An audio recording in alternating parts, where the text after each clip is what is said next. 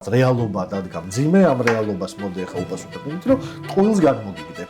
და ეს ტყუილი არა, ახლა ჩვენ დავждებით და GoScen.com-ის პრინციპით დავიწყებთ ფასების რეგულირება. ეს არის ზუსტად რაღაცა ტაქტიკა, რომ რაღაცა ინფორმაციას გაჭმევ მე შენ, რომ აი მარტო რაღაცები დაგჭეს, ხო, თავში და შემდეგ საბოლოო ჯამში შედეგი არაფერი არ დგება. მხოლოდ რჩება რაღაც არეელი სიტყვა. რა იქნებოდა ანეკლი სპორტის მიღმა? თქვენი აზრით, აი ის რაც გამოიწვევდა აი ამ წლების მანძილზე, იმას რომ ჩვენ რაღაცა გრადად, სტრატეგიულად, გრძელვადიანად ეკონომიკურ წარმატებას მივაღწევთ.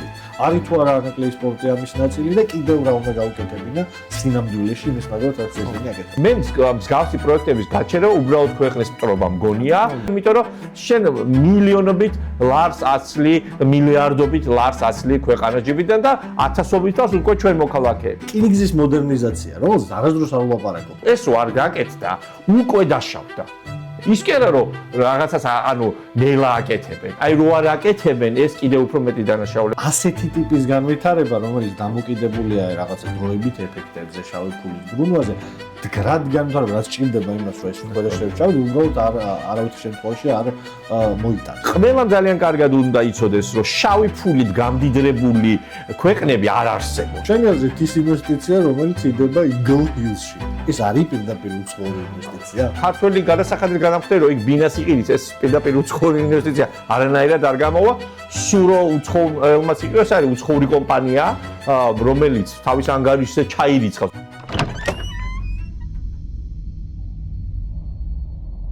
მოგესალმებით, გამარჯობათ. მოგესალმებით კიდევ ერთხელ ჩვენ დერეფნის პოდკასტზე. დღეს მე-15 ეპიზოდია. ადმოვას გიხდით, რომ ჩვენთან ერთად ხართ უკვე მე-15 ეპიზოდი, იმის რომ გავაგრძელოთ არსებობა, გავაგრძელოთ ჩვენი გადაცემები. აუცილებელია რომ აი ქვემოთ ამ ღილაკს დააჭიროთ, გახდეთ ჩვენი გამომწერები, ზარის ღილაკსაც დააჭიროთ და მიიღოთ ჩვენგან სიახლეები. ძალიან მნიშვნელოვანი ამბავი არის ის ინტერაქციები, რომელსაც ვხედავთ უკანასკნელ ეპიზოდებზე. მოგიწოდოთ, რომ გაგრძელოთ ეს ინტერაქცია, მოგწეროთ თქვენი აზრები, გავმართოთ ერთგვარი დისკუსია იმ თემების გარშემო, რომელსაც ეხება ჩვენი ეპიზოდები. დღეს გადავწყვეტთ გველაპარაკა იმ ვითარებაზე, რომელიც ეკონომიკურად, სოციალურად არის ამ ქვეყანაში. რამოდენიმე დღის წინ გამოქვეყნდა საერთაშორისო სავალუტო ფონდის კვლევა, რომელიც ქართულმა პროპაგანდამ გამოიყენა იმისათვის, რომ ეთქვა რამდენად კარგად არის საქმე საქართველოში. რომ მაკროეკონომიკური მაჩვენებლები არის იდეალურ მდგომარეობაში, რომ პროგნოზები გვაქვს რაღაცა ცაში გაფრენის, მაგრამ სინამდვილე არის აბსოლუტურად სხვა, ჩვენი მოქალაქეები ყოველდღურად ებრძვიან შიმშილს, სიღარიბეს, სიდუხჭირეს. აი ამ თემაზე გადავწყვეტეთ დღეს გველაპარაკა. ჩვენი მე-15 ეპიზოდის სტუმარი იქნება გიორგი კეპულაძე, ბანკები და საზოგადოება. საზოგადოება და ბანკები. სწორი რიგითობა არის. საზოგადოება და ბანკები არასამთავრობო ორგანიზაციის ხელმძღვანელი. გიორგი, ყველა მიცით, როგორც ადამიანი, რომელიც თქვენ ენაზე გელაპარაკებთ ეკონომიკურ საკითხებზე, რომელიც ყოველთვის არ არის მარტივი გასაგები. სწორედ ამიტომ ვთხოვეთ გიორგის, რომ დღეს ჩვენთან ერთად ყოფილიყო. ამ თემით დავიწყოთ. გამარჯობა პირველ რიგში, მადლობა სტუმრობისთვის და ამ თემით დავიწყოთ, ხო? გუშინ მაგალითად ჩემთან იყვნენ რუსთავი ორი ჟურნალისტები, რომელსაც აინტერესებდათ, რომ აბა რას ვფიქრობთ აი ამ დიდებულ პროგნოზზე, რომელიც დადო IMF-ის კვლევა. აი პირდაპირ ამაზე გადავიდეთ. რა არის ის რაღაცა ერთგვარი გეპი, აი რა ხდება სინამდვილეში, რატო არის მაკროეკონომიკური მაჩვენებლები ესე და სად არის რეალობა? კი ბატონო. მოგესალმებით, მადლობა მოწვევისთვის, წარმატებებს გისურვებთ. ხო, ჩემი დასკვნა ხშირად არის ისეთი, რომ რაღაც რიცხვები, რა თქმა უნდა, აცდენილია რეალობას. საავტო ფონდი ყველაზე ნაკლებად არის ამნაშავე ზოგადად საავტო ფონდის დადებითი დასკვნა რომ იყოს, ის აუცილებლად აღადგენდა იმ პროგრამას, თქვათ, რაც შეწყვეტილი აქვს უკვე მესამე წელია, რომელიც გამოიწვია ეროვნულ ბანკში ცვლილებებმა და კანონმდებლობაში ცვლილებებმა, რომელსაც მოუწოდებდა საავტო ფონდი. თუმცა ხო ამ ეტაპზე მაკროეკონომიკური მაჩვენებლები არის წესრიგში და ამის ერთ-ერთი მიზეზი, სამწუხაროდ არის, თუ საბედნიეროდ არის რუსეთ-უკრაინის ომი. ანუ სამწუხაროდ ომია და საბედნიეროდ ის რომ თქვა მოახერხა ამ ხელისუფლებამ ამ ომის თქვა თავის სასიკეთოდ ეკონომიკურ ხო, ამას ყველა ხვდება, ამაზე საჯაროდაც პოლიტიკოსების და თქვა არასამთავრობო ორგანიზაციებიც საუბრობთ, რომ საქართველოს გახდა ერთგვარი რაღაცა უკანა ეზო რუსეთისთვის სანქციების პირდაპირ სანქციების გვერდისავალში არ იგულისხმება რაღაც იარაღს ვაწვდით ჩვენ, არა. თუნდაც ის რომ რა ვიცი ყირგიზეთში გავყიდეთ ჭალებში მილიარდ 200 მილიონი დოლარის ავტომობილი, ამის თუ ვინმე ჯერა, ხო? თან ყირგიზეთის სტატისტიკის სამსახურის ინფორმაციით 60 მილიონი შავიდა მაგრამ ხო გზად ვიცით სადაც დარჩებოდა იმ ქვეყანაში რომელსაც აკრძალული აქვს ეს აი ასეთ თემებზე მათ შორის თქვა იგივე სატრანზიტო პოტენციალი შედარებით გაიზარდა და ის IT სპეციალისტები ასე ვთქვათ რომელიც ამ ომის შედეგად ჩამოვიდნენ საქართველოში ან დააფუძნეს კომპანიები საქართველოში და მათთვის არის შეღავათიანი რეჟიმი და აქ მუშაობენ ეს განაპირობებს ვთქვათ იმ რიცხვებს მეტნაკლებად კარგი რიცხვებია ხო მარტო რიცხვები. კი, უცხოური ვალუტის ბრუნვა შესაბამისი და ასე შემდეგ. და ეკონომიკური ზრდის მაჩვენებლები თქვა წინა წლებში მით უმეტეს უკეთესი იყო, მაგრამ ერთადერთი რაც ვერ იცვლება და ძალიან სამწუხაროა რა თქმა უნდა, ეს არის ინფლაციის მაჩვენებელი, ხო? და ინფლაცია არის იმდენად მაღალი განსაკუთრებით რა თქმა უნდა სურსათზე, ხო, რომ ეს უკვე შეიძლება თქვას ჭამს ამ ყველაფერს, ამ ეფექტსაც კი ხო და ხალხს ხშირად უჩნდება ეს კითხვა. ეკონომიკის თეორიაში არსებობს ეგრეთ კუზნეცის მრუც ეძახიან, რომელიც აღწერს თუ რატომ არ აისახება ეგრევე ეკონომიკური ზრდა ყველა მოქალაქეზე. ხო და ეს აღწერს იმას რომ ამას ჭირდება გარკვეული ეტაპი, ჯერო ყველას ანუ ძალიან დაბალ დონემდე ვერ ჩადის, ყველა მოქალაქემდე ვერ ჩადის ეკონომიკური ზრდის შედეგი, მაგრამ გრძელვადიან პერიოდში სტაბილურ ზრდას რა თქმა უნდა მოაქვს შედეგი ყველასთვის, თუმცა რა თქმა უნდა ხა მრუდებით ხალხთან საუბარი და ეკონომიკური ხო თეორიებით არ არის შედეგის მომტანი, იმიტომ რომ ადამიანებს თუ როცა ტელევიზორს უყურებ, მით უმეტეს თქვენ ახსენებთ არხებს პროპაგანდისტულს და ნუ გიყვებიან რომ ხო და ნუ მე გამოახებს მათ სიوارს და აშკარად არ არის მისთვის მიდის მაღაზიაში და კვირიდან კვირამდე ესდება ყველაფრის ფასი და ხვდება რომ ხელფასი არ ეწევა. კი ბატონო, ხო და იმიტომ რომ ინფლაციის ეს მაღალი დონე და სხვათა შორის ის მათ შორის შავი ფული რაც ფაქტია შემოდის ქვეყანაში, თქვა რაღაცა კანონმდებლობის გვერდის ავლით, რომელზეც რაღაც გამოძიებების არსებობს მოგიხსენება, თითქოს რაღაცა მე რაღაც ჩაფარცხეს, მაგრამ ფაქტია რომ რაღაც შავი ფულიც მოძრაობს, რომელიც თავისთავად ფასებს მაღლაწევს, ხო, როცა ბევრი ფული მოძრაობს ქვეყანაში, შავი იქნება თუ თეთრი, ეს თავისთავად მოქმედებს ფასებზე და ამ შავი ფულით შეიძლება ვიღაცამ იკამათოს, რომ რა მოხდა კაც შავი ფული თუ ყვითელი შემოვიდეს, მაგრამ ყველამ ძალიან კარგად უნდა იცოდეს, რომ შავი ფულით გამდიდრებული ქვეყნები არ არსებობს. ანუ ქვეყანა ვერ გამდიდრდება. ელიტები, კი ბატონო, თორე კოლუმბია იქნებოდა დღეს შვეიცარია და არა პირიქით, ხო? ხო, იქ რო შავი ფული ტრიალებდა, ხო, მაგრამ ტრიალებდა რამდენიმე ადამიანის და გარკვეულ წრის ხელში იმ დონემდე ჩვენ ჯერ ბევრი გვიკლია ალბათ, ხო, ფულის იმ დონემდე. და ღმერთმა დაგვიფაროს, მაგრამ ხო, ანუ მაგ იგივე ამბიდან საქართველოში რა თქმა უნდა, იმიტომ რომ შავი ფული ასტრიალებს თუ ელიტები, ვინც მართავენ ქვეყანას, ხო, ნუ ძირითადად ვიცით რომ ერთი ოჯახიდან მოდის ეს დავალებები, მაგრამ იმის ქვევითაც რაღაც შრეები რაც არის, ისინი მდიდრდებიან და ამის ძალიან თვალსაჩინო მაგალითები თვითონ ქართულმა ოცნებამ გვაჩვენა, ხო? ჩვენ ხო არ ვიგონებთ რამეს, ხო? ავიც ყოფილი პრემიერ-მინისტრის ციხეშიძის, თავდაცვის მინისტრის საპროცესო გარიგება, ყველაფერს მოყვებიო და საპროცესო გარიგებაზე უარი უთხრეს, ხო? და ანუ და კიდე ბევრი მაგალითად შოების უფროსი, რომელიც იცავდა ქვეყანას იდეაში იყო, თურმე ბაღების ფულიდან რაღაცა ბოდიში და ატკატებს, რაც ქვია, ამას იღებდა და აი ამ სისტემაში ვარ და ამაზე ვსაუბრობ, რომ იმიტომ არ აისახება, რომ ყოველთვის ასე ჩაკეტილ სისტემებში, არაინკლუზიურ სისტემებში, ხო, და ექსტრაქციულ სისტემებში ეს იკეტება ერთი ელიტის და ერთი წრის ხელში და ხალხს ყვილა აქვს იმის იმედი, რომ ეს ეკონომიკური ზრდის შედეგი თუნდაც წლების შემდეგ მათზე რამენაირად აისახება. ანუ თუ ეს სტრუქტურული უთანასწორობა ეგრეთ წოდებული არ გაირღვა, ანუ ეს ამბავი არასდროს არ აისახება მათზე. და მეორე ამბავია გიორგი ალბათ მნიშვნელოვანი ის, რომ ასეთი ტიპის განვითარება, რომელიც დამოკიდებულია რაღაცა დროებით ეფექტებზე, შავი ფულის ბრუნვაზე, მდგრად განვითარება, რაც ჭირდება იმას, რომ ეს ქვედა შრეებში ჩავდე, უბრალოდ არავითარ შემთხვევაში არ მოიტანს, ხო? ხო, ეგ არის მთავარი პრობლემა, ხო, რომ შეიძლება ეს ეფექტი შენ გამოიყენო იმისთვის, რომ მდგრადი განვითარების საფუძველი შექმნა, მაგრამ შეიძლება გაანიაო ეს ეფექტი დაილექოს რამდენიმე ოჯახის ჯიბეში და დამთავრდება. ხედავთ აი რაიმე ნიშანს იმისი, რომ შეიძლება თქვა აი პრინციპი ხო ის არის, რომ ეს რაღაცა ეს დროებითი ეფექტი გამოიყენო იმაში, რომ ისეთი რაღაცა ჩადო ინვესტიცია, რომელიც გრძელვადიანად თქვა მნიშვნელოვანი იქნება როგორც სახელმწიფოს მხარეს. რაიმე ასეთ მსგავს ხედავ? არა, სამწუხაროდ ხო, ნუ ქართულ ოცნებას უკვე დიდი ხანია პრობლემა აქვს ის საერთოდ იდეებისგან დაცდილია, ეკონომიკური მიმართულებით მით უმეტეს ძალიან ბევრი პრობლემაა და ის რაც შეეძლოთ გაეკეთებინათ, თუნდაც ანაკლიის სპორტის პროექტი, მსხვილი ჰესების დღეს რო დაიწყეს საუბარი, ხო, მსხვილი ჰესები. ხო, თურმე გვჭირდება და თურმე ზღვაზე უკეთესი პორტი გვჭირდება და ასე შემდეგ. ძალიან დაგვიანდა ეს ყველაფერი, ხო? ავით 14 წელია ხელისუფლებაში არიან, ხო?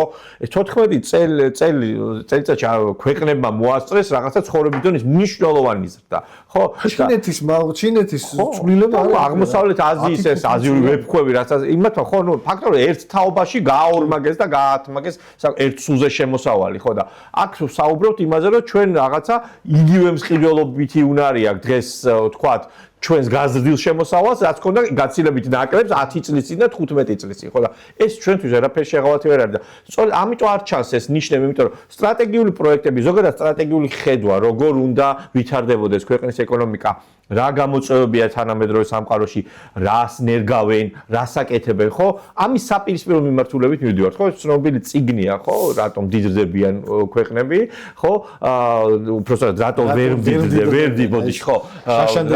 ხო, Why Nations Fail, ნობელის პრემია მიიღეს ამ თეორიაში, ხო? სწორედ ის აჩვენებს, რომ ერთადერთი შანსი თანამედროვე სამყაროში გამდიდრდე, მით უმეტეს როცა არ აქვს ბუნებრივი რესურსები, მით უმეტეს როცა მცირე მოსახლეობა ყავს პატარა ქვეყანა ხარ არის, რომ განავითარო ინსტიტუციები, ჩართულობა, დემოკრატია, რომელიც თავისთავად უკვე ეკონომიკურად უზრუნველყოფს იმას, რომ ქვეყანა და ხალხი შესაბამისად გამდიდრდეს, ანუ მაქსიმალური ჩართულობა იყოს და აქ თავისთავად მივდივართ დამოუკიდებელი სასამართლოს პრობლემამდე, აქ მივდივართ აი ზუსტად ჩაკეტილი ინსტიტუტების და მართლმსაჯულების სისტემა მთლიანად, ხო, რომელიც პირდაპირ მორგებულია ერთი ელიტის ინტერესებზე. ამ შემთხვევაში ხო ახლა წარმოვიდგინოთ უცხოელი ინვესტორი, რომელიც უყურე, რომელიც აპირებს, ხო, ქვეყანაში შემოსვლას და დაგუგლავს ამ ქვეყანას, ხო, ჯერ რა პლანური სასამართლო, ხო, გადაწყვეტილებები, გაჩერებული მსხვილი პროექტები, იქ საერთაშორისო დაავები, რომელიც წავაგეთ შემდეგ ჩვენ ამ გაჩერებული პროექტების და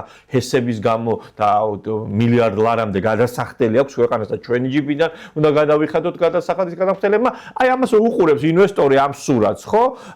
რატომ გაუჩნდება სურვილი, როდესაც ჩვენს გვერდზე აგერ სომხეთში რაღაცა მაგალითი გაშლე Nvidia იქ ჩავიდა. ხო, ანუ ხო წარმოუდგენელი იყო, თუნდაც 5 წლის წინათ ამაზე რომ გვესაუბრა, რომ ჩვენ თუნდაც რეგიონის ქვეყნები ამ ინვესტიციების მოზიდვაში გვაჯობებდნენ, ხო? მით უმეტეს ეს არ არის თქვა ნავთობში ინვესტიცია, თქვა აზერბაიჯანს ამაში ვერ შევეჯიბრებით. კი ბატონო, თავისი აქვს, ხო? თურქეთი სხვა კალიბრის ქვეყანა, ანუ რუსეთზე აღარც გვინდა საუბარი, ხო?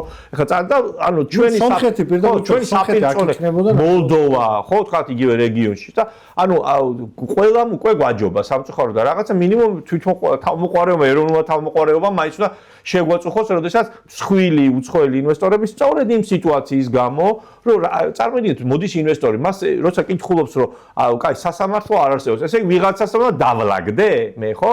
ვისთან უნდა დალაგდე, არის თქვა, აი პრემიერ-მინისტრი ყავს ქვეყანას. ეხლა გარიბაშვილთან მის მსხალებში დალაგდა თავის დროს, დღეს რაჭყუაზეა წარმოიდგინე. ხო, და ანუ აი ასეთ სისტემაში ძალიან რთულია ვისაუბროთ იმაზე, რომ ეს ეკონომიკური ზრდა იქნება თუ ის მაჩვენებელი, რასაც თქვა, რასაც საქსტატი გვთავაზობს, ხო, რომ თუნდაც რომ მივიღოთ სარწმუნოდ, ხო, ამ ფონზე რა თქმა უნდა ყველა ადამიანამდე ეს სიკეთეები ვერ მივა. არა და უნდა მიდიოდეს და თან რა, ხო, გავიგეთ რომ ფასები შეიძლება რაღაცა სტაბილურად იზრდებოდეს სულ. კი ბატონო, მაგრამ შემოსავლები ხო ამას ელემენტარულად ეწეოდეს. შემოსავლები, მაშინ პრობლემა არ არის, უბრალოდ ჩვენთან ხო ეგ არის სახელმწიფო სტაგნაცია, ანუ ხელფასი არის ერთ ნიშნულზე გაჩერებული უკვე აი 10 წლეულია როცა და ფასები მატულობს. პირდაპირ უცხოური ინვესტიცია ახსენეთ, გიორგი, რაც ალბათ არის აი რაზეც მანამდე ვლაპარაკობთ, ხო, რაღაც მდგრადი განვითარების საფუძველით განვითარება, რომელიც სტაბილურია და განჭვრეტადია, ხო, რაღაც 10 წლეულზე, უფრო დიდ ვადაზეც განჭვრეტადია, უბრალოდ აი რა შეგიძლია დაგეგმო. ის რაც ეხა ხდება, ეს არ არის განჭვრეტადი, ხო? აი ეს ყველაფერი შეიძლება ერთ დღეს ჩამოიქცეს, როდესაც დიდი სურვილია ჩემი, რომ თქვა ხელი მოეწეროს შეთანხმებას რუსეთ-უკრაინას შორის, ცეცხლი შეწყდეს და აი მაშინ დამთავრდება ეს ყველაფერი. ის რაც გრად განვითარებას იწვევს, ეს არის პირდაპირ უცხოური ინვესტიცია. რა გახსენდება საქართველოში პირდაპირ უცხოური ინვესტიცია ბოლოს და აი მოკლედ რო ვთქვათ, რა მდგომარეობა გვაქვს, იმიტომ რომ რეალურად ხო აი არც ერთი დიდი პროექტი არ შედგა, ყველა დიდი კომპანია გავიდა და აი ვართ იქ, სადაც ვართ.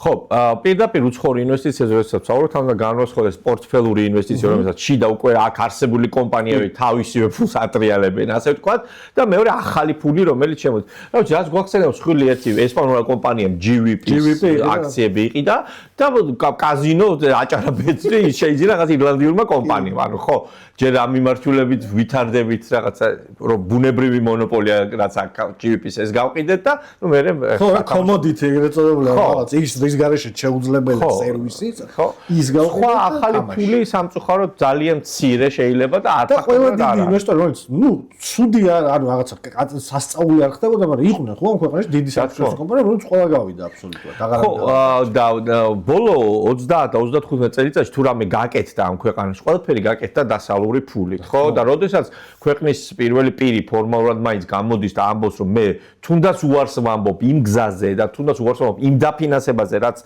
ამ ქვეყნებიდან შემოდის ხო ეს არის სიგნალი მათ შორის ხო ინვესტორებისთვის რომ ნუ თუ არ უნდათ ეხა რა ვიცი და თან თავისი ინვესტორი ყავთ მსხვილი და იმ კაცმა ჩადოს ამ ქვეყანაში ხო ჩადოს იმ კაცმა მაშინ ფული თუ ხედავს სტაბილურობას მაგრამ რა ვიცი მისი ბიზნესების წარუმატებელია მე მგონი რასაც უყურებ ხო საქართველოში არ აქვს მას წარმატებული ბიზნესი ხალხთან არ ვიცი მაგრამ მართლა არ აქვს არც ერთი ბიზნესი მისი არ არის მომგებიანი მნიშვნელოვანი ამბავი რა არის ჩემი აზრით რაც ჩემ მაყურებელს უნდა უთხრათ და თქვენი აზრიც მაინტერესებს ამაზე პირდაპირ უცხოური ინვესტიცია, დიდი უცხოური კომპანიის შემოსვლა, თქვათ, რაღაცა სფეროში საქართველოში, ერთის რა თქმა უნდა არის ფინანსურად ძალიან კარგი ამბავი, მაგრამ ამას მოყვა მეორე რამ, ხო, რაც ძალიან მნიშვნელოვანია პოსტსაბჭოთა საზოგადოებისთვის, რომელიც ჩვენ ვართ, სადაც საბაზრო ეკონომიკის კულტურა არსებობს სულ რაღაც 13 წლეულია. ეს არის რაღაც კორპორატიული მმართველობის კულტურა, ეს არის წესები, რომელიც სჭირდება განვითარება საქართველოს ბიზნესის. ამასაც ნიშნავს. რა თქმა უნდა, ხო, ცოდნა, ხო, პირველ რიგში ეს ცოდნა, რაც არის ყველაზე ფასეული რესურსი დღეს, ხო, ანუ განვითარების მთავარი მოტივატორი არის ადამიანი, საბოლოო ჯამში, ხო, მათ შორის ეკონომიკური განვითარების, ხო და როდესაც შემოდის უცხოური კომპანია, მარტივი მაგალითი ავიღოთ, შემოდის, თქვა, რაღაც სასტუმროს ბრენდული ქსელი, ხო და გვაქვს ამ მიმართულებით იყო წარმატებები, ხო? თავიდან ამ სასტუმროებს თითქმის ყველას ყავდა უცხოელი გენერალური დირექტორი და მენეჯერი. მაგრამ მათ გაზარდეს, ასე ვთქვათ, ქართული კადრები, რომლებსაც ჰქონდათ შესაბამისი განათლება, პლუს მათ გაუზიარეს თავის ცოდნა და გამოცდილება და დღეს სასტუმროების უმრავლესობას ამ ბრენდულს მასწავლებლის შორის, ხო, ყავს ქართველი მენეჯერები. რაც ნიშნავს იმას, რომ ამათ ხო სხვა თანაბარ პირობებში ხო ეს არ მოხდებოდა, ხო? მაგრამ ინვესტორის ინტერესი მაინც და მაინც არ არის შემოვიდეს სულ თვითონ იყოს მაინც და მაინც მართვაში, ხო? მას ურჩევნია რა თქმა უნდა ადგილობრივი კადრი, რომელიც შეიძლება უფრო იაფიც უჯდება. ხო, სადრო ხა ინგლისიდან, ამერიკიდან ჩამოიყვანა მენეჯერს და სად ქართველი მენეჯერი, მაინც ესა ნაკლებს ხო და პლუს და საქმეს იგივეს გიკეთებს და თან კონიუნქტურა, კონტექსტი ადგილობრივი კარგად იცის. და ის კორპორატიული მმართველობის სტილი, თქვა, თუნდაც იგივე რაც მსხვილ კომერციულ ბანკებში დაინერგა, რის საფუძველზე მოხდა, ხო? უცხოური მმართველობის ლონდონის საფონდო ბირჟაზე გასვლის და ამის შედეგი ყველა მსხვილი წარმატებული კომპანია საქართველოში, რომელმაც მსხვილი ინვესტიციები, უცხოური ინვესტიციები მოიზიდა, დაინერგა მმართველობის ეს სტილი და ნუ რა თქმა უნდა, გვყავს ახლა 90-იანი წლებიდან მოყოლებული ისე რა ქვია ბიზნესმენები, რომლებიც სხვა თანაბარ პირობებში არ წარმატებული ბიზნესმენებიც ვერ იქნებოდნენ, ხო, რომლებსაც რაღაცა მემკვიდრეობით ერგოთ მათ შვილებს შეიძლება დღეს ეს მდგომარეობა და ისეთ საბაზრო ეკონომიკის ისეთ კარგი კაპიტალიზმის პირობებში ასე ვთქვათ, ადვილად ვერ გამდიდრდებოდნენ, მაგრამ ხო, და მათ არ დაუნერგავთ ეს, იმიტომ რომ უცხოური ინვესტიციებზე არ ყოფილან ისინი დამოკიდებული, რაღაცა ზოგს მემკვიდრეობით ერგო, რაღაცა ზოგმა რაღაცნაირად მოახერხა. ხო, ეგრეთ წოდებული რაღაცა ცეხავიკური მენტალიტეტის სტილი, ხო და შენ არ ჩუნდა და სააქციო საზოგადოებები რატო არ გვაქვს კითხულობს, ვერ სააქციო საზოგადოება ნიშნავს რომ შენ მათ შორის მმართველობის პასუხისმგებლობასაც უზიარებს ხო და ეხლა ორი ძმის ბიზნესი და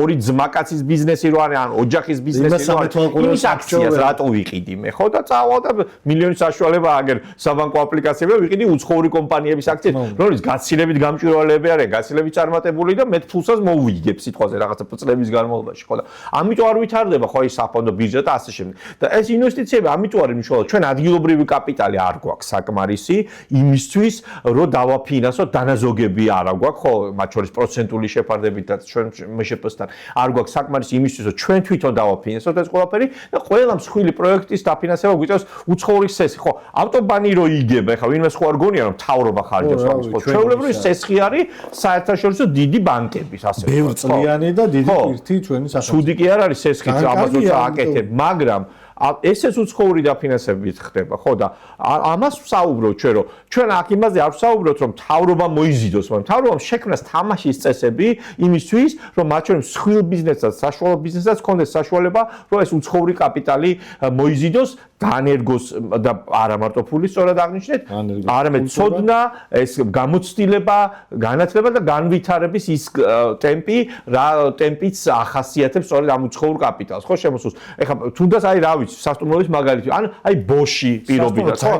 ხო, რაღაც შემოდის, ხო, რა თქმა უნდა, ის ნერგავს იმ გერმანულ კულტურას, თქვა კორპორატიულს, იმ ცოდნას და გამოცდილებას გიზიარებს, ხო, მარტო ფული არ შემოაქვს და შესაბამისად შენც ვითარდები ამასობაში, სწავლობ რაღაცებს, შენც ზრდი მერე ახალ კადრებს და ბაზარის თავისთავად იზრდება შემდეგ. კი ბატონო, სხვა შორის აი ეხლა ვახსენეთ სათამაშო ბიზნესი, მაგრამ აქაც ხო, ესა როცა ზემოვიდა EGT იყო, შემდეგ ეს ბეტსონი და შემდეგ ამათმაც ამ სფეროში უდიდეს კულტურა დანერგეს კორპორატიული. ცალსახად დღეს საზოგადოებას რომ ეს მოდეს რეალობა ესეთია, რომ ხო შეგვიძლია ვთქვათ პირდაპირ, რომ ჩვენი კორპორატიული ელიტა, ის ხალხი, ვინც აი ზოგადად ბიზნესში არის, ადამიანები ვინც რაღაცა მართოს, ყველას ეს გამოცდილება აქვს, ანუ ყველა ან სადღაც მუშაობდა დიდ კომპანიაშიც ქვეყნის გარეთ, ან აი რაც შენ თქვი სასტუმროების მაგალითზე, ძალიან სწორი რაღაც, აი ამაში განვითარდა. და ამა რა გამოიწვია, ხო?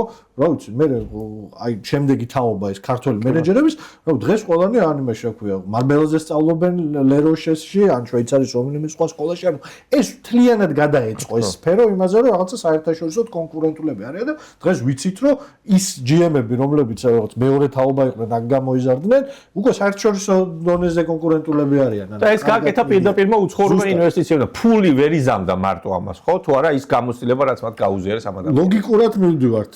შენიაზეთ ის ინვესტიცია, რომელიც იდება Eagle Hills-ში. ეს არის პირდაპირ უცხოური ინვესტიცია? ხო, არა, ნუ ნელა თვითონაც აღიარებენ კიდეს, ხო, იმ კლიპების და ასე შემდეგ მულტფილმები რო გვაჩვენეს, გონიო საუნაპირო ქვიშიანი რო არის მეც. ხო, გენიალური. ხო. ხო, ეს არ არის ხო კლასიკური გაგებით პირდაპირ ნებისმიერი დეველოპერული პროექტს რო დავარქვათ, რაღაც პირდაპირ უცხოური. ეს არის რაღაც სახელმწიფო ძალიან დიდი კაპიტალით შევიდა ჯერ ამ პროექტში, ხო, ძალიან დიდი კაპიტალით. და შემდეგ უკვე უნდა გაიყიდოს, რა ვიცი, ჰაერს ზოგი ქართული სამშენებლო კომპანია ახერხებს ჰაერის გაყიდვას და ამ ხელამ ხარდაჭერით ისინიც მოახერხებენ და მოიზიდავ და ითქვა კიდეც, ხო? რა თქმა უნდა, იყო სხვადასხვა ტიპის წინააღმდეგობები, მაგრამ ამ საკითხს არ შევეხოთ, ხო? იგივე ეკონომიკური თვალსაზრისით, რა თქმა უნდა, კარგია ზოგადად, მაგრამ ამ სახელმწიფოს ამ ხელა თანამონაწილეობით გაცილებით უკეთესი და სწორი პროექტების განხორციელება შეიძლება ჩემი აზრით, რა თქმა უნდა, მე ხარ წარმოუდგენელია ადამიანი, რომელიც ამ სფეროში მუშაობს, რომ თქვა, რომ ცუდია, რომ თუნდაც რაღაცა დიდი ინფრასტრუქტურული პროექტი კეთდება, მაგრამ ეს იქნება ძალიან ხანგრძლივ ვადაში, როგორც ჩანს, გაწელილი, ეს იქნება ეტაპობრივად ნელ-ნელა და თან ახლა ქართველი გადასახადის განამხნელი, რომ იქ ბინას იყიდოს, ეს პირდაპირ უცხოური ინვესტიცია არანაირად არ გამოვა, სურო უცხოელმაც იყო, ეს არის უცხოური კომპანია, რომელიც თავის ანგარიშზე ჩაირიცხავს მარტივად რო აუხსათ ეს ამ ფულს და ეს პირდაპირ უცხოური ინვესტიცია კლასიკური გაგებით არ არის, მით უმეტეს ეს ვერ დაასაქმებს იმდენ ადგილობრივ კაცს, რამდენიც საჭირო იყო შემდეგ თქვა ხო ბევრი ის რაღაცა რიცხვი გამოიტანეს, მაგრამ მე თვითონაც მოუწევს რომ ეს არ არის კლასიკური. ხო, არ არის რა ეს. მით უმეტეს რაღაცა 6 მილიარდი დოლარი. თავიდანვე ჩვენ როდესაც თხოვეს კომენტარი ჟურნალისტებო, თავიდან ვთქვით რომ ეს არ არის ახლა კლასიკური 6 მილიარდი დოლარი რა ვიცი, მე მგონი ბოლო 10 წელიწადში აი უცხოური ფული ერთად არ შემოსულა ამდენი, ხო და საიდან, ხო, რა თქმა უნდა, ამოშთანა შემდგომში არ საიდან არ არსებობს. ხო, და მოუწიათ ამის, მაგრამ ეს რაღაცა ეტაპობრივი გადაგორებები, რაღაც თემების შემოგდება, იგივე თქვა რაღაცა შევეხებით ამ ფასების კომისიასაც, ხო?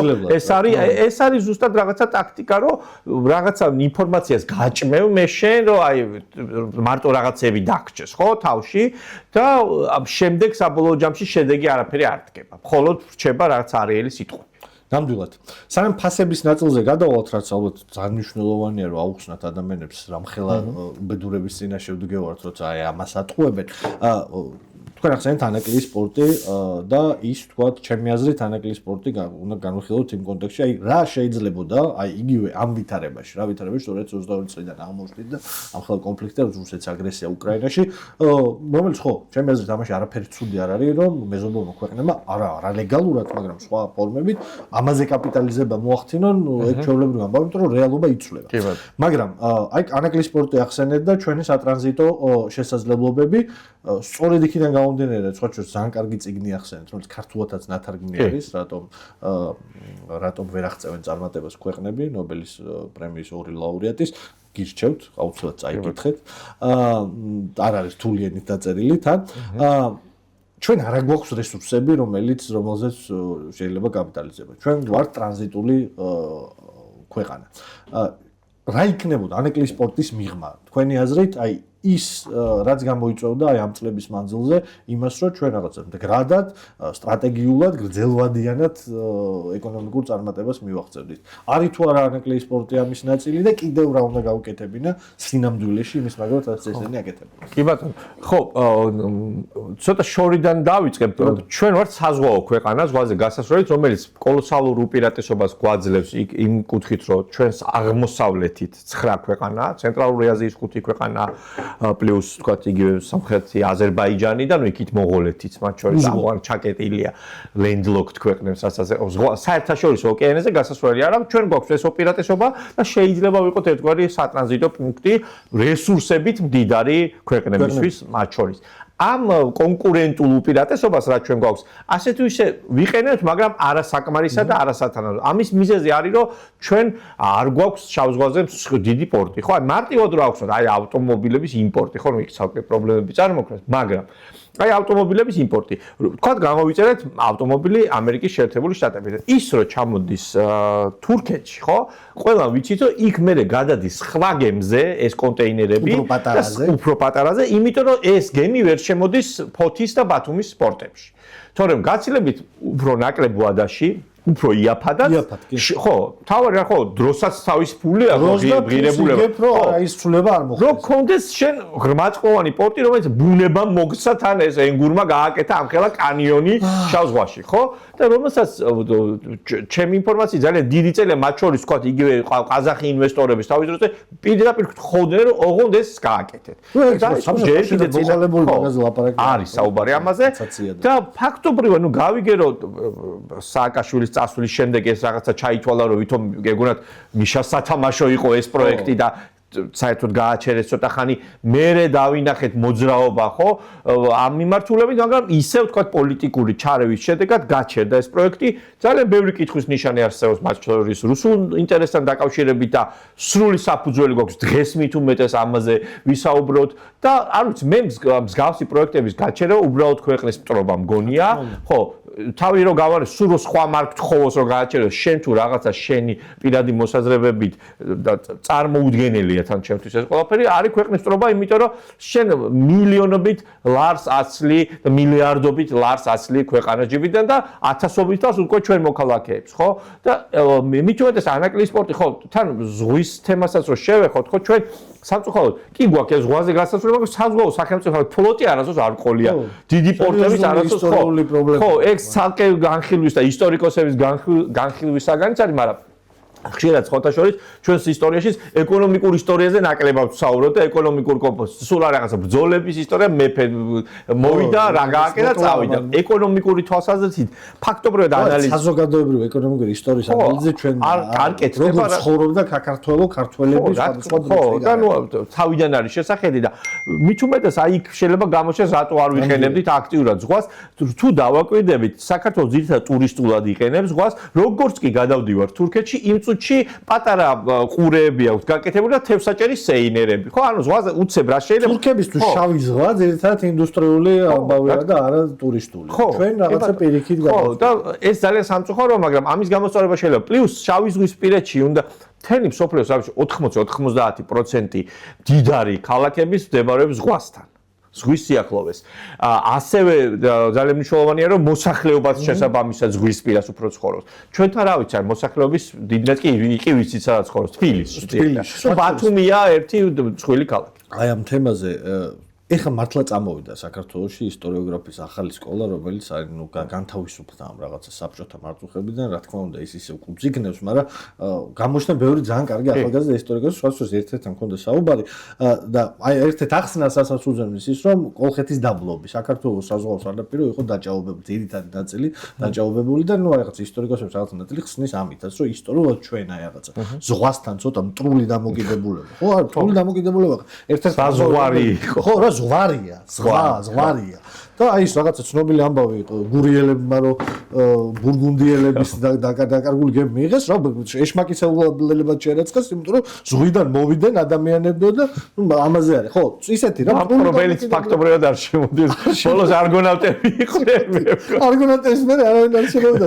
მართლა საქართველოს გარდა არცად არ მინახია, არ დავასახელებ კონკრეტულად სად, სახლებისთვის რაღაცა რესტორნების ყრუკედელი ზღვის მხარეს. მარტო საქართველოს მართლა სახლებს ყრუკედლები აქვს ზღვის მხარეს. მოკლედ, ერთი ეს არის, რომ ანაკლი სპორტის ზღვაზე გასასვლელია საქართველოსთვის კი არა, რა ვიცი, აგერ ნახევარი აზიისთვის და მეორე რკინიგზის მოდერნიზაცია, რომელზეც არასდროს არ ვლაპარაკობთ. რას ფიქრობთ? ხო, წარმოუდგენელია, რომ ამ ხელა დრო ჭირდებოდეს მატარებლით ასეთ მოკლე მანძილზე, ხო. ეხლა იაპონიას რთულია რომ შევედავართ, მაგრამ იქ ხალხი მუშაობს მაგალითად 600 კილომეტრი დაშორებულ ქალაქში, სადაც 2 საათში ჩადის სამსახურში. ხო? ჩვენთან ეხლა ქუთაისში პარლამენტი რო გადაიტანეს, თავარი ის იყო უკმაყოფილება, რომ ამ ხელა გზაზე რა მატარებსო. ეს იყო თავარი უკმაყოფილება დეპუტატებიდან დაწყებული პარლამენტის თანამშრომლებით დამთავრებული. მესმის ხო, ანუ ამ ადამიანების უკმაყოფილება მესმის იმ ხრივ, რომ მაშინ ჭირდებოდა 3-4 საათი პირობითად ავტომობილით. მატარებელი საერთოდ ხო? მატარებელი არ დადის ქუთაისში, ხო? ხო, ქუთაისში ჩიხია სამატარებლო, ისედაც და შეიძლება დადის, მაგრამ ნუ უფრო ამ შემთხვევაში ინტერესი არის აეროპორტთან სწრაფი. კი, აი ეს აეროპორტის ამბავია. ანუ რკინიგზას ძალიან არ ვიყენებ, ნუ კახეთის მხარეს საერთოდ არ მიდის და ნუ ეს ხო, თელავში მაგალითად არ მიდის. კი ბატონო, ხო. და რკინიგზის განვითარება ძირითადად უკავშირდება იმას, რომ საბჭოთა კავშირის პერიოდში აი სამხედრო გზა იყო, ხო? საქართველოსთან ნატოს წევრ ქვეყანას ვესაზღვრებოდით და ამიტომ განვითარდა ამ მიმართულებით. მას შემდეგ არაფერი არ მიგვიმატებია, ლიანდაგების კი არ გამოგვიცვლია და ჩვენი რკინიგზა ამორტიზებულია, შეიძლება ითქვას და მით უმეტეს მაღალ სიჩქარეებს ის ვერ შეძლება, ხო, ვერ გაქაჩა. ძველია, სლენგით რო ვთქვა. ხო, მაპატია ჯარგონისთვის ძველია, ამას ჭირდება მოდერნიზება და ამაში უნდა ჩადებულიყო, რა თქმა უნდა. მე დარწმუნებული ძალიან მარტივად შეიძლებოდა, როგორც ავტობანს ვაკეთებთ, ასევე გაგვეკეთებინა ჩხაროსნული სარკინიგზო გზები საქართველოს დასავლეთ საქართველოსა და აღმოსავლეთ საქართველოს დამაკავშირებელი, რომელიც ერთი რომ მოგზაურობას გაადვილებდა და მიმოსვლას, ხო? და მეორე ასევე გაადვილებდა ტრანსპორტს, ხო? თავარია სატრანზიტო ქვეყანა თუ ვართ, რკინიგზის გარეშე, ხო, მარტო ავტომობილები ტრანზიტი არ გამოვა. და ეს არის, ანუ მარტივად რომ გავაგებინოთ ხალხს, ეს არის ჩვენი ჯიბიდან ამოღებული, ეს რო არ გაკეთდა, უკვე დაშავდა. ის კი არა რომ რაღაცას ანუ ნელა აკეთებენ. აი რო არ აკეთებენ, ეს კიდე უფრო მეტი დანაშაულია, იმიტომ რომ ჩვენ ხო რა გვინდა რომ სწრაფად გვინდა რომ გავიზარდოთ. გასაგებია რომ რაღაცა ნელა შეიძლება ყველა ქვეყანა გაიზარდოს. ხო, ადამიანს უნდა თვითონ მოესწროს. რა თქმა უნდა. და ანუ აი ადამიანები წლებია უკვე, ხო, 10 წლეულებია, ასე მძიმე მდგომარეობაში არიან და პერსპექტივასაც ნაკლებად ხო ხედავენ, აი მომავალში თქვა რა იქნება და ეს აი პერსპექტივობის განცდა არის ძალიან დამანგრეველი თავისთავად, ნუ ეკონომიკისია, ფსიქოლოგიური და პოლიტიკურად თავისთავად. ხო, ვინოს თუ გონია მაგალითად რომ იმიგრაციის ამის მასშტაბი რომელიც ჩვენთან არის მხოლოდ დემოგრაფიული პრობლემა, არა, საქართველოს კარგავს უდიდეს ეკონომიკურ პოტენციალს ამით. აქვე ეს დიდი ხანი მოყოლეთ რომ ანაკლია დიდი მრავალი წელია ამაზე ვლაპარაკობთ. მეორე ასეთი ეკონომიკური პროექტი რომელიც ბევრი წელია ვლაპარაკობთ არის საქართველოს თურქეთის დამაკავშირებელი რკინიგზა, ხო? რომელსაც რა 30 წელი თავი ვერ მოვაბით ფაქტიურად. და დღეს მივიდეთ ვითარება, როდესაც ჩვენი მეზობელი ქვეყნები ერთმანეთს დაალაგდნენ და შეიძლება ეხლა აი თელი რკინიგზო მაგისტრალმა ჩვენ გვერდი აგვიაროს სომხეთი აზერბაიჯანის გავლით. ფასები ამაზე გადავიდეთ, ამით დავასრულოთ ჩვენი საუბარი, იმიტომ რომ დიდი და მნიშვნელოვანი თემაა ჩვენი საზოგადოების. რამდენი თვის წინ ეს იყო რაღაცა, როგორც თქვენ უკვე ახსენეთ, ერთგვარი რაღაც გადაგდებული ინფორმაცია, რომ მოდი ახლა მე ამას გადმოვაგდებ, რაღაც რეალობა დადგა მძიმე, ამ რეალობას მოდი ახლა უპასუხებ იმით, რომ ტყუილს გადმოგიგდებ. და ეს ტყუილი არა, ახლა ჩვენ დავждებით და გოსცენ კომის პრინციპით დავიწყეთ ფასების რეგულირებას. თქვენი პოზიცია ამაზე რა არის და ის რო ხო სადაც მოვიდა ეხლა აქ რო მოვიდო და მე მგონი ეგ ნახული ხო დავიდან. ხო, ახასიათებს ქართულოცებას ფეხში სროლას, ხო, რაღაცა ისე ახერხებენ, ხო, ანუ კომისია, რომელიც თან ერთი ხო არა, მინიმუმ ორი კომისია ხო არა, ეროვნული ბანკი და სუსი ცალკე არის ჩართული ამ საკითხში. კომისიები თუ როგორ არ ვიცი, მაგრამ ნუ ჩართულები არიან და დეკემბრიდან მოყოლებული ყველაფერი გააკეთეს იმისთვის, რომ ფასები გაზრდილიყო. ჩვენ თავიდანვე ვამბობთ, ხა ამას დიდი არც ეკონომისტობა ჭირდება და არაფერი, რომ პირველი კურსი სახელმძღვანელოში ისწავლება, რომ 100 ფასები ვერ დაიკლებს. ხო. 100 ფასები რო იკლებდეს კომისიებით, OBХS-ის და სუსის შესვლის საბჭოთა კავშირი დღემდე ხო არ დაინგრევა და დღემდე იარსებებდა თავის კონტროლებადი ფასებით და ეკონომიკით, ხო, გეგმიური ეკონომიკით. არ ხდება თანამედროვე სამყაროში, იმიტომ რომ ჩვენ ამის ფუფუნება არ აქვს, როდესაც ჩვენი სამომხმარებლო კალათის 80% არის იმპორტირებული. ანუ ფასს ჩვენ ამაზე არ ვაწესებთ. ვერ ვაკონტროლებთ უბრალოდ ამ. მიზანი პოლიტიკურ მიზანს თუ შევხედავთ, სავარაუდოდ იყო რაღაცა განტევების ვაცების პოვნა, ბიზნესზე გადაბრალება და ცდილობა რომ იქ რაღაცა სადისტრიბუციო კომპანიების ეშმაკი შეექმნა. ხო, რა თქმა უნდა, მე ეს დაიწყეს რომ აი ბიზნესი, მე იქ ბიზნესი კიდე სხვას დააბრალებს, იქ ერთმანეთთან წავიდა რაღაცა ქიშპობა და კინკლაობა, კონკურენციასაც ვერ და ხო, რომელიც არ არის კარგი დამახასიათებელი აზიანებს ბიზნესს. ხო, რა თქმა უნდა, ხო და ძალიან ვისაუბრ, სწორი მიმართულებით მიდის თუ სწორი მიმართულება ქვია ქართულებს ამ მიმართულებით რომ ანუ პოლიტიკურ პარტიებს, არასამთავრობო ორგანიზაციებს, თქვა მედიას შეუწყვიტა ფაქტობრივად ფინანსური რესურსი, საციხო საქმეა შეიძლება ითქვას და მიადგა იმას, ვინც დარჩა ხო ბიზნესი, რომელსაც ნელ-ნელა მათგან რაღაცა დემონიზებას ახდენს, ხო, მათ დემონიზებას, რომც დააბრალოს ახლა პირობითად თავი ამ პროპაგანდისტული აპარატით, ხო? და რაღაცა ჯარიმასო და სად მიდის ეს ბიზნესი საჩივლელად, მაინტერესებს. მურუსიძის სასამართლოში მიდიან, ხო? და საბოლოო ჯამში ეს მივიღებიან. მიდიან სამდროში ბიძინა ივანიშვილი. ხო, რა, ხო, საცირკო სანახაობა მივიღეთ, რომელიც რაღაცა ვერთობით და რაღაცა ჰედლაინები გამოდის იქიდან გავიცინებთ, მაგრამ შედეგი რა არის სასაცილო. ხო, ნამდვილად არ არის სასაცილო, იმიტომ რომ ყველა ეხა ჩვენ ადამიანები, რომლებიც შეიძლება სულ არ არიან პოლიტიკურ პროცესში ჩართული, ისინი აღნიშნავენ, რომ ფასებს არ დაუკლია, ხო და როგორ დაიკლებდა ამ პირობებში, როდესაც დენის ტარიფი გაიზარდა. საერთაშორისო ბაზარზე ნუ დაემთხვა და გავიგე ხა ყველაფერს იმას დააბრალებ. არა, კი დააბრალებ, მაგრამ აი სწორი რაღაც ახსენეთ, რომ 80% როდესაც ჩვენ იმპორტზე დამოკიდებული, ეს იქნება, რა ვიცი, თურქეთში ინფლაცია, რომელიც არც ისე იშვიათი მოვლენა არის, ხო? თურქეთში ინფლაცია თუ რა ვიცი, რომ ავტოკრატიულ ირანში ან რაღაცა ჯოჯოხეთში, რუსეთში რაღაცა ცვლილებები, სადაც ეს არის ავტოკრატიული ქვეყნები, ხო? რაღაცა თურქეთი ნახევრად, ირანი და რუსეთი სრულად, სადაც ხო სახელმწიფო აგრეთვე ეკონომიკაზე ზემოქმედებს ასე ჯანსაღად. შესაბამისად ის იმაზე ნულოვანი გავლენა ვერაფერს ვერ უზამ უბრალოდ და იყო აი აბსოლუტური ფარსი რომ რამეს ესენი შეცვლიდან იმიტომ რომ აღმოჩნდა 80% ყველაფრის იმპორტირებულია. აპრილში უნდა ქონოდათ რაღაცა უკვე შედეგი, ასე ვთქვათ. თუმცა შედეგი რასაც ვხედავთ, ეს მათ შორის მათივე გამოქვეყნებული ინფლაციის მაჩვენებელს ის ჩანს რომ მზარდია სამწუხაროდ და ეს ეროვნულმა ბანკმა სხვათა შორის ბოლო პრეს-რელიზში როდესაც რეფინანსირების განაკვეთი ძველ ნიშნულზე დატოვა, თქვა რომ უკვე აპრილის ინფლაცია იქნება მაღალი, შემდეგი თვეების ინფლაცია, იმიტომ რომ დენის ტარიფი გაიზარდა, ნავთობზე ფასები იზრდება და ჯერჯერობით შემცირების პერსპექტივაც სამწუხაროდ არ ჩანს. გასაგებია ვიღაცას აუცილებლად დააბრალებენ, მაგრამ შენ ქვეყანაში ინფლაცია რო გაქვს კარგი, კი ბატონო, დავაბრალეთ, თქვა ამ უცხოეს. არ არის ეს მარტო უცხოელების ფრარი და შეიძლება იყოს ეს ეროვნული ბანკის მონეტარული პოლიტიკის შედეგი, მთავრობის არასწორი ეკონომიკური პოლიტიკის შედეგი, უცხოური ინვესტიციების ვერ შემოტანის, მსხვილი პროექტების ვერ განხორციელების შედეგი შეიძლება იყოს ეს ქვეყანაში, მაგრამ ხელფასები რო ვერ იზრდება სათანადოდ, საშუალო შემოსავალი ოჯახების რო ვერ იზრდება და ამ ოჯახების მთავარი ხარჯი არის სურსათი, რომელზეც ინფლაცია ორჯერ უფრო მაღალია ვიდრე საშუალო, ხო? და თან ჩვენი მოხმარების საშუალო ქართული ოჯახის მოხმარების ნახევარი რაზე მიდის, ხო? სურსათი. სუპერმარკეტებში, ბაზრებში ხარჯავთ ამ ფულს, რაც გვაქვს შემოსავალი და აგრეთვე. ხო, რომელშიც რა თქმა უნდა მეტი მიგვდის, ეხლა ევროპულ ქვეყნებს რო ეძრები ამაში, ჯერო დეგეგე უფრო დაბალი აქვს, ხო? დივერსიფიცირებულია იქ, ხო? სექტორების მიხედვით და სურსათი ხვდებიან, რომ სურსათი არის პირველადი საჭიროების კომოდიტია და აუცილებელია. მერე ის რომ ევროპულ ქვეყნებში ოჯახის საშუალო შემოსავალი გაცილებით მაღალია ვიდრე საქართველოში და მისი შემოსავლის 10-15% მიდის სურსათზე. შესაბამისად, სულ რომ 4-5%-იანი ინფლაციაც რო კონდეს სურსათზე, ის ამას იმდენად ვერ გზნობს, იმიტომ რომ არ არის ეს მისი ხარჯის დიდი ნაწილი. ხარჯის ნარის არა. ჩვენ თავისთავად ნახევარი ამაზე მიდის, რა თქმა უნდა, გაცილებით მძიმე დარტყმას ვიღებთ. ამიტომ ხშირად სხვათა შორის ადამიანები ჩხუბობენ კიდეც, როდესაც ეუბნები რა რაღაცა ინფლაციის მაჩვენებელი შემცირდა პირობითად, ხო?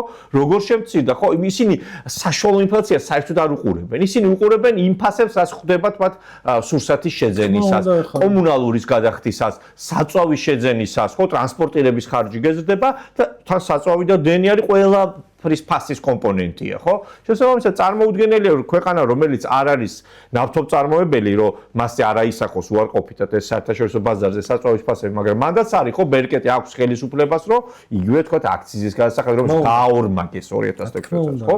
შეამცირე. თურქეთს აქვს იგივე დივერსიფიცირებული აქციზი, როცა აქვს ბერკეტი, რომ როცა საერთაშორისო ბაზარზე იზრდება ფასები, ის აქციზს ამცირებს. ჩვენთან ოღონდ ბიუჯეტში ეს არ დააკლდეთ, არაფრით არ მიდიან ამაზე. ასევე რა თქმა უნდა მნიშვნელოვანი ბერკეტია ის რომ ელექტროენერგიის 64% იანვარში ქონდა იმპორტირებული.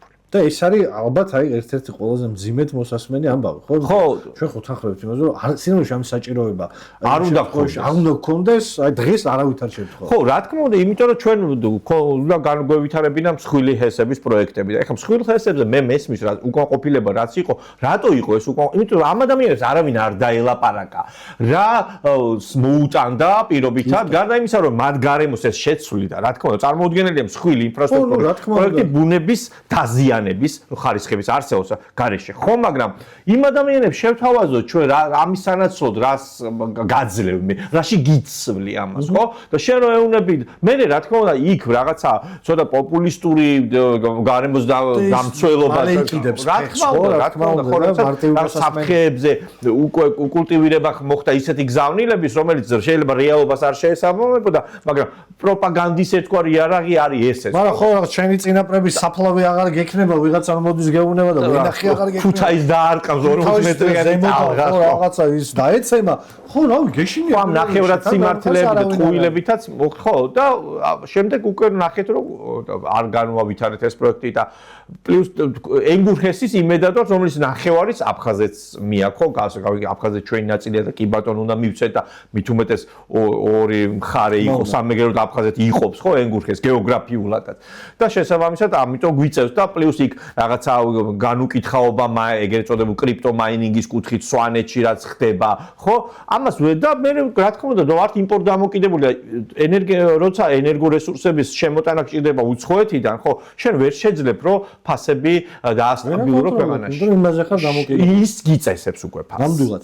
მანდაც აი იგივე ამბავში იყო მცდელობა დემონიზების ბიზნესის შედარება გავაკეთეთ ევროპაში, ფასების ევროპაში და საქართველოში და აქაც ბიზნეს დემონიზების მცდელობა იყო, რომ იქ რაღაცა ფრანგ ბიზნესმენს თურმე ხუთჯერ ნაკლები მოგება აქვს და ამას და ამას და ანუ არ უნდა სიმართლე თქვენ ამის უკან რომ ფრანგ ბიზნესმენს აქვს საშუალება რომ გრძელვადენ დაიგეგმოს. აქვს ცდომა უფრო იაფ ფულზე კრედიტის სახით. სასამართლო აქვს, რაც ყველაზე მთავარია, იცის რომ სადღაც წავა და თავის სიმართლეს დაამტკიცებს. ქართული ბიზნესმენს აქვს ერთადერთი მიზანი, რაც შეიძლება მალე ამოიღოს ფული და ის უსაფრთხოდ სადღაც განათავსოს. იმიტომ რომ არის გარემოში სადაც რა ვიცი ხო რაღაცა ვიღაცას რა ხუშტური მოუვა არ იცის და შეიძლება რა ვიცი ლიმონათის მწარმოებელი ხარ პატარა და აგიკრძალონ უცებ ვიღაცა იდიოტური აზრი მოუვიდეს თავში რომ უცებ აგიკრძალონ ისა რა ქვია პლასმასის ბოთლი ხო რა ვიცი ხა ევროპას აკრიტიკებენ 24 საათი და ევროპის რეგულაცია ახლოსაც ვერ მივა იმ სიგიჟესთან რაც თქვენს ხო პლასმასის ბოთლებზე თქვენი აზრით აი ბოლოს ეს მინდა ვიკითხო ყველაფერი მე მგონი კარგად გავიარეთ ერთი რამ რაც მნიშვნელოვანია აი ამეებს რატო აკეთებენ თქვენი აზრით აი ესეთ სულებს რაღაც ბოთლი აგვგზავნეთ ის თქვენით აი ეს რაღაც აბსოლუტურად გაუაზრებელი ერთი შეხედვით უშედეგო იგივე ის რა ავტომობილების იმპორტის საკითხი იგივე ეს რაღაცა ხა ბოთლების აი ამას რატო შვებიან ხო ჩვენ რატო შვებიან ალბათ უნდა წავიდეთ მართლობის იმ მოდელზე როგორც იმართება ეგ პარტია მართველი პარტია რო ქვია რომელიც იმართება ერთი ოჯახის ერთი პირის მიერ ნუ არ ვიცი ოჯახის წევრები როგორ არიან